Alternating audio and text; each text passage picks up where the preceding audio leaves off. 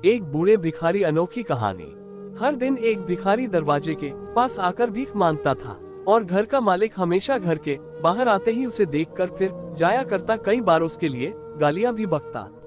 वो कहता, तू जिंदा ही क्यों है? पूरी जिंदगी ऐसे ही भीख मांगेगा क्या? धरती का बोझ क्यों बना बैठा? और कभी कभी उस भिखारी को गुस्से में वह धक्का भी मार दिया करता। इतना कुछ हो जाने के बावजूद भिखारी के मुंह से सिर्फ यही निकलता कि भगवान तुम्हारे पापों को माफ करे। एक बार सेठ को धंधे में बड़ा नुकसान होने की खबर मिली। सेठ बहुत परेशान था कि तभी उसके दरवाजे पर वही भिखारी आया। गुस्से में अपना आपा खोते हुए सेठ ने उस भिखारी को पत्थर दे मारा। पत्थर लगने के कारण भिखारी का सर फूट गया और उसके सर से खून बहने लगा।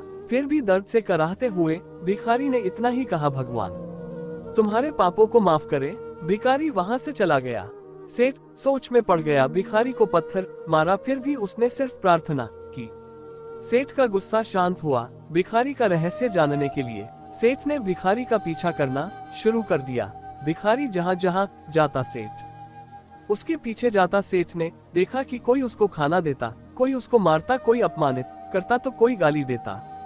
लोग भिखारी के साथ चाहे जैसा व्यवहार करते, लेकिन भिखारी सबके लिए एक ही प्रार्थना करता, भगवान तुम्हारे पाप माफ करें। अब रात होने को आई थी। भिखारी अपने घर जाने के लिए लौटा। वो अपने घर पहुंच गया, लेकिन सेठ अब भी उसका पीछा कर ही रहा था। एक पुरानी टूटी हुई खटिया पर एक बूढ़ी औरत लेटी हुई थी। काफी कमजोर और बीमार लग रही थी। वो भिखारी की पत्नी थी। अपने पति को वापस आता देख वो खाट से उठ खड़ी हुई। पत्नी ने अपने पति के भीख वाले कटोरे में देखा, उसमें सिर्फ आधी बासी रोटी थी। उसे देखकर वो बोली, आज बस इतना ही मिला, और हाँ, आपके सिर से खून निकल रहा है, ये चोट कैसे लगी? बूढ़ा भिखारी बोला, आज बस इतना ही मिला, किसी ने कुछ दिया ही नहीं। सबने गालियां दी और एक नए पत्थर भी फेंकना, इसीलिए मेरा सर फट गया। एक गहरी ठंडी सांस लेकर बूढ़ा भिखारी फिर से बोला, यह मेरे ही पापों का फल है। तुम्हें याद है कुछ सालों पहले हम कितने अमीर थे? क्या कुछ नहीं था? हमारे पास हर चीज जरूरत से ज्यादा थी, लेकिन हमने कभी दान नहीं किया।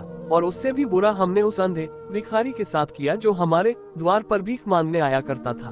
बूढ़ी पत्नी की आंखों में आंसू आ गए। वो बोली, हाँ, हम उस बेचारे अंधे के साथ बहुत बुरा करते, उसका अपमान करते थे, उसे खाने के लिए रोटी की जगह कागज दिया करते, उसका मजाक उड़ाया करते और कभी कभी मारा भी करते। मैंने कभी उसको रास्ता नहीं दिखाए। एक बार मैंने उसके मुंह पर मिट्टी भी फेंकी थी और वह हमेशा दुखी होकर यही कहता कि भगवान तुम्हें तुम्हारे किए की सजा देगा, भगवान तुम्हारे पापों की सजा जरूर देगा। उसका श्राप सच हुआ और हम इस दुख भरी जिंदगी में आ गए। भिखारी बोला, हाँ, उसका श्राप सच हुआ, इसलिए मैं किसी को बददुआ नहीं देता। चाहे कोई मेरे साथ कैसा भी बर्ताव करे, मैं हमेशा उसके लिए प्रार्थना करता हूँ। मैं नहीं चाहता कि कोई भी हमारे जैसे जिंदगी का अनुभव करे, किसी को भी हमारे जैसे दुखों का सामना करना पड़े। वो नहीं जानते कि वो कितना बड़ा पाप कर रहे हैं, इसलिए अनजाने में हुए पाप की ऐसी सजा किसी को भी मिले, मैं नहीं चाहता। सेठ वहीं पर छुपकर यह सारी बातें सुन रहा था। अब उसे सब कुछ समझ में आ गया था। भिखारी और उसकी पत्नी ने वो आधी रोटी मिल बांटकर खाए और भगवान को धन्यवाद बोलकर सो गए। अगले दिन बड़ा भिखारी फिर से भीख मांगने गया। सेठ के घर के पास जाते हैं। सेठ ने पहले से गरम रोटी या उसके लिए निकाल कर रखी थी। उसे देते हुए सेठ विनम्रता से बोला, माफ कर दीजिए बाबा, मुझसे बहुत बड़ी गलती हो गई। बूढ़ा भिखारी बोला, भगवान तेरा भला करे। इतना कहकर वह आगे निकल गया।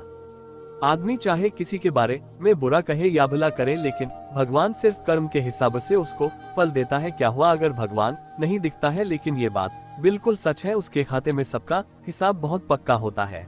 इसलिए जब किसी के लिए कुछ भी करो तो अच्छा ही करो।